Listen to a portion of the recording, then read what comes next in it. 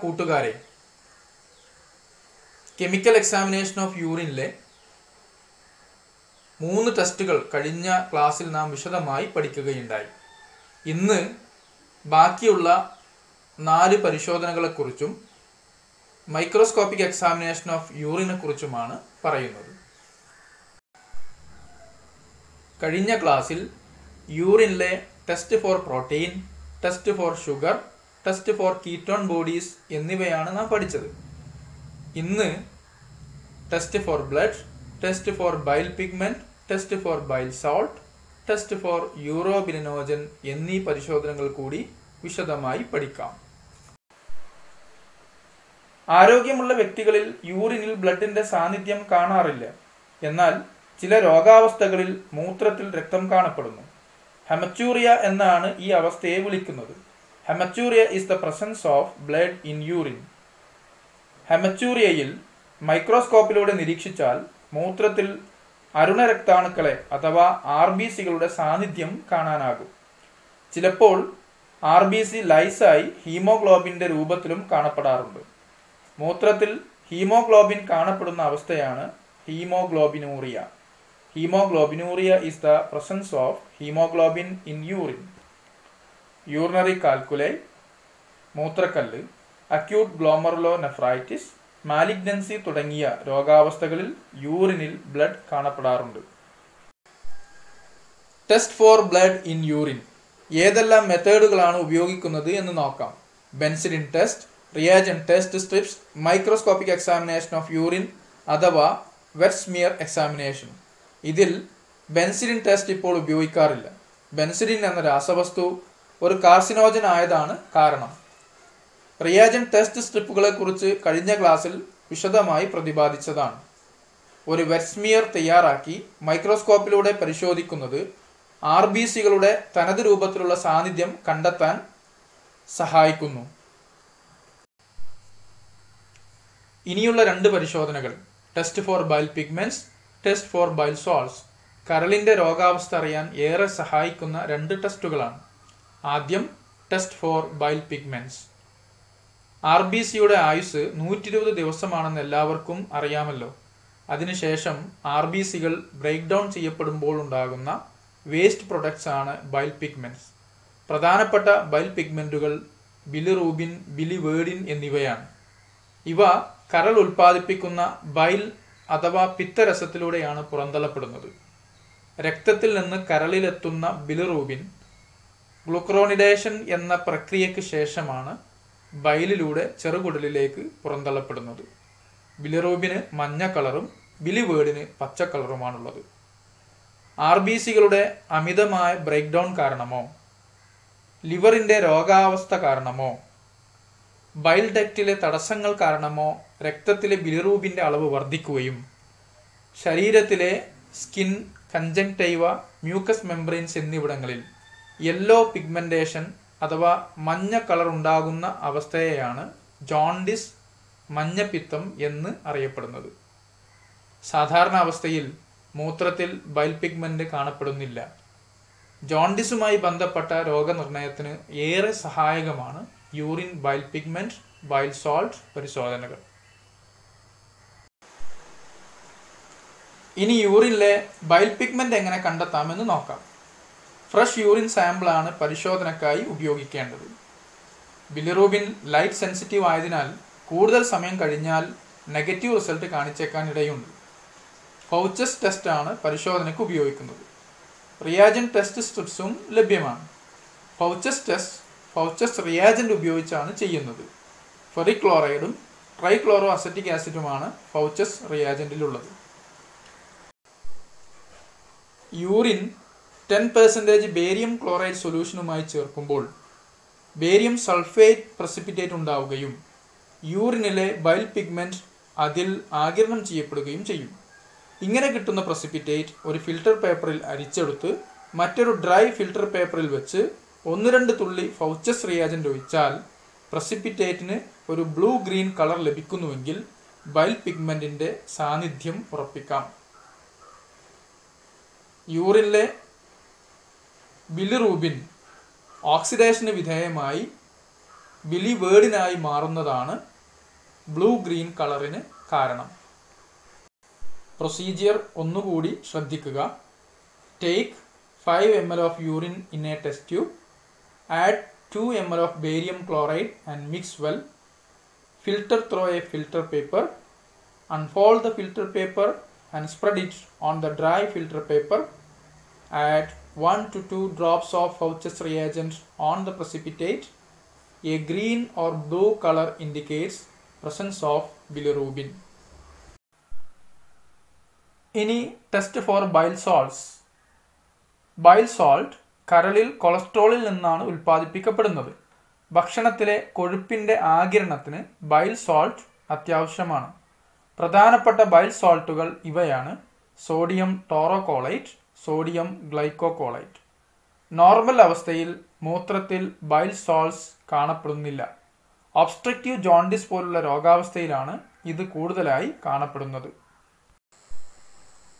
Hayes test ആണ് bile salt കണ്ടെത്താനുള്ള പരിശോധന. യൂറിനിൽ ബൈൽ സോൾട്ടിൻ്റെ സാന്നിധ്യം അതിൻ്റെ സർഫസ് ടെൻഷൻ കുറയാൻ കാരണമാകുന്നു. ഒരൽപ്പം സൾഫർ പൗഡർ വിതറി നോക്കിയാൽ ഈ കാര്യം നമുക്കറിയാനാകും. ഒരു ബീക്കറിൽ 2 ml യൂറിൻ എടുക്കുക. ഒരൽപ്പം സൾഫർ പൗഡർ ഉപരിതലത്തിൽ വിതറുക. സൾഫർ പൗഡർ അടിയിലേക്ക് താഴ്ന്നു പോകുന്നുവെങ്കിൽ സർഫസ് ടെൻഷൻ കുറഞ്ഞിട്ടുണ്ട്, ബൈൽ സോൾട്ട് ഉണ്ട് എന്നർത്ഥം. സൾഫർ പൗഡർ താഴാതെ പൊങ്ങിക്കിടക്കുന്നുവെങ്കിൽ bile salt ഇല്ലെന്നർത്ഥം.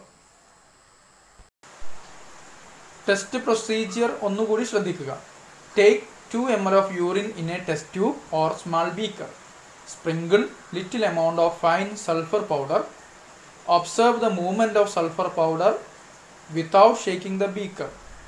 Sinking of sulfur powder indicates presence of bile salts. ഇനി യൂറിനിലെ യൂറോബിലിനോജനെ കണ്ടെത്താനുള്ള പരിശോധനയാണ്. Test for urobilinogen. കരളിൽ നിന്ന് ബൈലിലൂടെ ഇൻഡസ്റ്റീനിൽ എത്തുന്ന ബിലിറൂബിൻ അവിടെ വെച്ച് ബാക്ടീരിയകളുടെ പ്രവർത്തന ഫലമായി യൂറോബിലിനോജനായി മാറുന്നു. ഇങ്ങനെ രൂപപ്പെടുന്ന യൂറോബിലിനോജനിൽ ഭൂരിഭാഗവും സ്റ്റൂളിലൂടെയാണ് പുറന്തള്ളപ്പെടുന്നത്. വളരെ ചെറിയ ഒരളവ് രക്തത്തിലേക്ക് ആഗിരണം ചെയ്യപ്പെടുന്നു. ഇതാണ് മൂത്രത്തിലൂടെ പുറന്തള്ളപ്പെടുന്ന യൂറോബിലിനോജൻ. നോർമലായി തന്നെ മൂത്രത്തിൽ ചെറിയ അളവിൽ യൂറോബിലിനോജൻ കാണപ്പെടുന്നുണ്ട്. മൂത്രത്തിലെ യൂറോബിലിനോജൻ്റെ അളവ് നോർമലിൽ നിന്നും കൂടുന്നത് ഹീമോളിറ്റിക് അനീമിയ പോലുള്ള അസുഖങ്ങളിൽ, അതായത് പ്രീ ഹെപ്പാറ്റിക് ജോണ്ടിസ് പോലുള്ള അവസ്ഥകളിലാണ്. ഒബ്സ്ട്രക്റ്റീവ് ജോണ്ടിസിലാണെങ്കിലോ യൂറോബിലിനോജൻ ആബ്സെൻ്റ് ആയിരിക്കുകയും ചെയ്യും. ബിലിറൂബിനെ പോലെ തന്നെ യൂറോബിലിനോജനും ലൈറ്റ് സെൻസിറ്റീവായ കോമ്പൗണ്ട് ആയതുകൊണ്ട് ഫ്രഷ് യൂറിൻ സാമ്പിളാണ് പരിശോധനയ്ക്കായി ഉപയോഗിക്കുന്നത്. ഏളിസ് ടെസ്റ്റാണ് മൂത്രത്തിൽ യൂറോബിലിനോജനെ കണ്ടെത്താനുള്ള പരിശോധന. യൂറോബിലിനോജൻ പാരാഡൈമീഥൈൽ അമിനോ ബെൻസാൽഡിഹൈഡുമായി ചേർന്ന് ഒരു ചെറി റെഡ് കോംപ്ലക്സ് രൂപപ്പെടുന്നതാണ് ഈ ടെസ്റ്റിൻ്റെ പ്രവർത്തന തത്വം. യൂറിൻ സാമ്പിൾ 1:20 ഡയലൂഷന് മുകളിൽ പോസിറ്റീവ് കാണിക്കുന്നുവെങ്കിൽ ടെസ്റ്റ് റിസൾട്ട് സിഗ്നിഫിക്കൻ്റ് ആണ് എന്ന് മനസ്സിലാക്കാം. യൂറിനിലെ സെഡിമെൻസിനെ കണ്ടെത്താനുള്ള പരിശോധനയാണ് യൂറിൻ മൈക്രോസ്കോപ്പിക് എക്സാമിനേഷൻ. ഇതിനായി ഫ്രഷ് യൂറിൻ സാമ്പിളാണ് നാം ഉപയോഗിക്കേണ്ടത്. വൈകും തോറും പ്രാധാന്യമുള്ള പല കോൺസ്റ്റിറ്റ്യുവൻസും നഷ്ടപ്പെട്ടു പോകാൻ, ഡിസിൻറ്റഗ്രേഷൻ സംഭവിക്കാൻ സാധ്യതയുണ്ട്. ഏർലി മോർണിംഗ് ക്ലീൻ കാച്ച് മിഡ് സ്ട്രീം യൂറിൻ സാമ്പിളാണ് പരിശോധനയ്ക്ക് ഏറ്റവും ഉത്തമമായിട്ടുള്ളത്. ഏർലി മോർണിംഗ് കൊണ്ട് ഉദ്ദേശിച്ചത് രാവിലെ ഉറക്കമുണർന്നാലുള്ള ആദ്യത്തെ യൂറിൻ സാമ്പിൾ എന്നാണ്. ക്ലീൻ കാച്ച് എന്ന് പറഞ്ഞാൽ എക്സ്റ്റേണൽ ജെനിറ്റാലിയയിൽ നിന്ന് bacterial or other microbe contamination വരാത്ത വിധം വൃത്തിയോടെ സാമ്പിൾ കളക്ട് ചെയ്യുക എന്നാണ്. മിഡ് സ്ട്രീം കൊണ്ട് ഉദ്ദേശിച്ചത് യൂറിൻ്റെ ആദ്യത്തെ ഭാഗം എടുക്കാതെ പിന്നീടുള്ളത് സാമ്പിളായി ശേഖരിക്കുന്നതിനെയാണ്. അപ്പോൾ early morning clean catch mid stream urine sample is preferred. ഇങ്ങനെ ചെയ്യുന്നത് കൊണ്ട് അബ്നോർമൽ ഘടകങ്ങൾ കണ്ടെത്താനുള്ള സാധ്യത ഏറെ വർദ്ധിക്കുന്നതായി മനസ്സിലാക്കാം.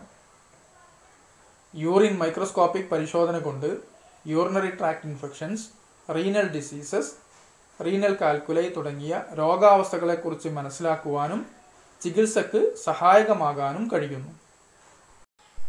യൂറിൻ മൈക്രോസ്കോപ്പിക്ക് വേണ്ടി സാമ്പിൾ എങ്ങനെ തയ്യാറാക്കാം എന്ന് നോക്കാം. ഒരു 10 ml സെൻട്രിഫ്യൂജ് ട്യൂബിൽ യൂറിൻ സാമ്പിൾ എടുക്കുക. 1500-2500 RPM വേഗതയിൽ 5 മിനിറ്റ് നേരം സെൻട്രിഫ്യൂജ് ചെയ്യുക. സൂപ്പർനൈറ്റന്റ് ഡിസ്കാർഡ് ചെയ്യുക. സെൻട്രിഫ്യൂജ് ട്യൂബിലെ സെഡിമെന്റ് അതിൽ അവശേഷിക്കുന്ന ഫ്ലൂയിഡുമായി ചേർത്ത് നന്നായി മിക്സ് ചെയ്യുക. അതിൽ നിന്നും ഒരു ഡ്രോപ്പ് ഒരു ഗ്ലാസ് സ്ലൈഡിലെടുത്ത് അതിൻ്റെ മുകളിൽ ഒരു കവർ സ്ലിപ്പ് ഇട്ടതിന് ശേഷം ഒരു വെറ്റ് സ്മിയർ തയ്യാറാക്കുക. ഈ സ്മിയർ മൈക്രോസ്കോപ്പിൽ വെച്ച് ആദ്യം ലോ പവറിലും പിന്നെ ഹൈ പവറിലും നിരീക്ഷിക്കുക. യൂറിൻ സെഡിമെന്റ്സിനെ ഐഡന്റിഫൈ ചെയ്ത് ഒരു ഹൈ പവർ ഫീൽഡിൽ അല്ലെങ്കിൽ ഒരു ലോ പവർ ഫീൽഡിൽ എത്ര എണ്ണമെന്ന് ഏകദേശ കണക്ക് നൽകി റിപ്പോർട്ട് നൽകുക. Transfer urine sample to centrifuge tube. Centrifuge your sample at 1500 to 2500 RPM for 5 minutes. Discard the supernatant. Mix sediment with remaining fluid. Transfer 1 drop to a slide and put a cover slip over it. Examine under microscope, under low power and high power. Identify the sediments observed. Report their approximate number in low power field or high power field. Urine sediments 2 തരത്തിലാണുള്ളത്. ഒന്ന് organised sediments, 2 unorganised sediments. Organised sediments എന്ന് പറയുന്നത് pus cells, epithelial cells, erythrocytes, casts, bacteria, parasites, fungi തുടങ്ങിയവയാണ്. Unorganised സെഡിമെന്റ്സിൽ ഉൾപ്പെടുന്നവ ക്രിസ്റ്റൽസും amorphous സെഡിമെന്റ്സുമാണ്. Organised സെഡിമെന്റ്സിൽ പസൽസും ബാക്ടീരിയയുമൊക്കെ യൂറിനറി ട്രാക്ട് ഇൻഫെക്ഷൻ ഉള്ള ഒരാളുടെ യൂറിൻ സാമ്പിളിൽ കൂടുതലായി കാണും. കാസ്റ്റുകൾ എന്ന് പറയുന്നത് ചെറിയ ട്യൂബിൻ്റെ ആകൃതിയിലുള്ള പാർട്ടിക്കിൾസ് ആണ്. Urinary protein, fat, WBC, RBC, epithelial cells തുടങ്ങിയവയൊക്കെ കാസ്റ്റുകളിൽ കാണപ്പെടുന്നുണ്ട്. ചിലതരം കാസ്റ്റുകൾ ഗുരുതരമായ വൃക്കരോഗങ്ങളുടെ സൂചനയാണ്. പ്രധാനപ്പെട്ട യൂറിനറി സെഡിമെന്റുകൾ മൈക്രോസ്കോപ്പിൽ നിരീക്ഷിച്ചാൽ കാണുന്ന രൂപമാണ് ഇവിടെ കാണിച്ചിട്ടുള്ളത്. യൂറിനിലെ അൺഓർഗനൈസ്ഡ് സെഡിമെന്റ്സ് ആണ് ക്രിസ്റ്റലുകൾ. ക്രിസ്റ്റലുകൾ നോർമൽ യൂറിനിൽ കാണുന്നവയുമുണ്ട്, അബ്നോർമൽ യൂറിനിൽ കാണുന്നവയുമുണ്ട്. നോർമൽ യൂറിനിൽ കാണുന്നവ തന്നെ നോർമൽ അസിഡിക് യൂറിനിൽ കാണുന്നവയുമുണ്ട്, നോർമൽ ആൽക്കലൈൻ യൂറിനിൽ കാണുന്നവയുമുണ്ട്. നോർമൽ അസിഡിക് യൂറിനിൽ കാണുന്നവ amorphous urate, uric acid crystals, calcium oxalate crystals എന്നിവയാണ്. Amorphous urates yellow granular precipitate ആയാണ് കാണപ്പെടുന്നത്. യൂറിക് ആസിഡ് ക്രിസ്റ്റൽസ് സാധാരണ ഡയമണ്ട് ഷേപ്പിലാണ് കാണപ്പെടാറെങ്കിലും മറ്റു രൂപങ്ങളും അവയ്ക്ക് ഉണ്ടാവാറുണ്ട്. Calcium oxalate crystals octahedral shape അല്ലെങ്കിൽ എൻവലപ്പ് ഷേപ്പിലാണ് കാണപ്പെടുന്നത്. ആൽക്കലൈൻ നോർമൽ യൂറിനിൽ കാണപ്പെടുന്ന ക്രിസ്റ്റലുകൾ amorphous phosphate, calcium phosphate, calcium carbonate, triple phosphate എന്നിവയാണ്. Amorphous phosphate fine granular precipitate ആയാണ് കാണപ്പെടുന്നത്. കാൽസ്യം ഫോസ്ഫേറ്റ് സ്റ്റില്ലറ്റ് പ്രിസത്തിൻ്റെ ഷേപ്പിലും കാൽസ്യം കാർബണേറ്റ് കളർലെസ് ആയിട്ടുള്ള സ്ഫിയേഴ്സിൻ്റെ അല്ലെങ്കിൽ ഡംബൽ ഷേപ്പിലും അതുപോലെ ട്രിപ്പിൾ ഫോസ്ഫേറ്റ് കോഫിൻ ലിഡ് ഷേപ്പിലുമാണ് കാണപ്പെടുന്നത്. ചില പത്തോളജിക്കൽ കണ്ടീഷനുകളുടെ സൂചനകളായി യൂറിനിൽ കാണപ്പെടുന്ന ക്രിസ്റ്റലുകളെയാണ് അബ്നോർമൽ യൂറിനിലെ ക്രിസ്റ്റലുകളായി നമ്മൾ മനസ്സിലാക്കുന്നത്. Cystine, tyrosine, leucine, sulphonamide, cholesterol തുടങ്ങിയവയാണ് ആ ക്രിസ്റ്റലുകൾ. ഇനി urine pregnancy test. Human chorionic gonadotrophin എന്ന ഹോർമോണിൻ്റെ ബീറ്റ സബ് യൂണിറ്റ് യൂറിനിൽ കണ്ടെത്തുന്നതാണ് യൂറിൻ പ്രഗ്നൻസി ടെസ്റ്റിൻ്റെ തത്വം.